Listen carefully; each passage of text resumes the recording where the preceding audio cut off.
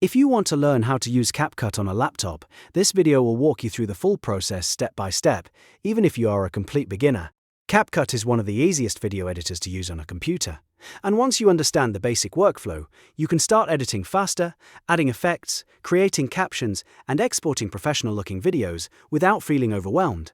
So, if this tutorial helps you, make sure to hit the like button and subscribe for more simple software tutorials just like this one. Now let's jump right in. When you first open CapCut on your laptop, the very first thing you need to do is import your media. Look for the Import button inside the project window. This is where you can bring in all of the files you want to use in your edit, including video clips, photos, and audio files. If your files are already on your laptop, you can select them from your folders and upload them directly into CapCut. And if you want a faster method, you can simply drag and drop your files into the media window. Once your files appear in the project area, you are ready to start building your video. The next step is editing on the timeline. This is where most of the actual video editing happens. Take the clips you imported and drag them down to the bottom timeline. The timeline is your main workspace, and it lets you arrange, trim, cut, and organize everything in the correct order.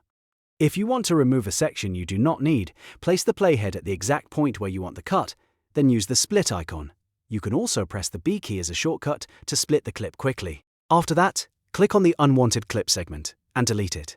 This is one of the most important basic editing actions because it helps you remove mistakes, pauses, or anything that does not belong in the final video. Another useful thing you can do on the timeline is layer clips.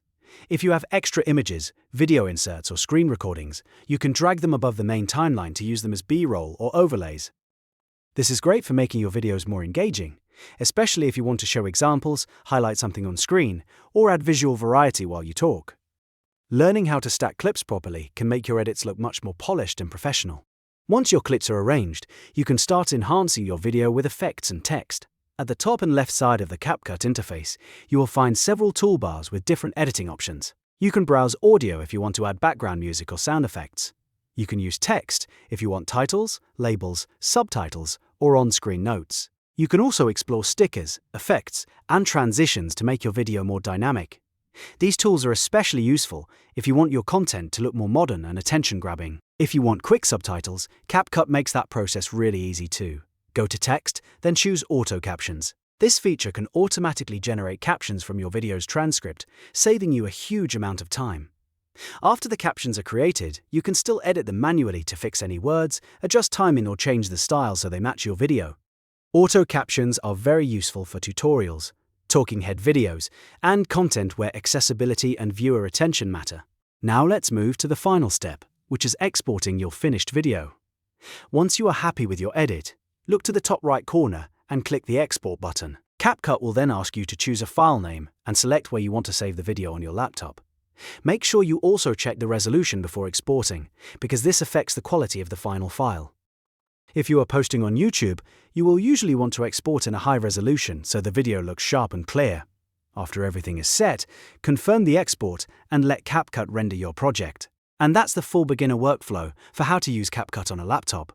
First you import your media, then you edit on the timeline. Then you enhance the video with text, audio, and effects, and finally you export the finished result to your computer. Once you understand these basics, you can start experimenting with more advanced features and create even better videos over time. If this tutorial helped you, please hit the like button, subscribe for more step-by-step guides, and I'll see you in the next video.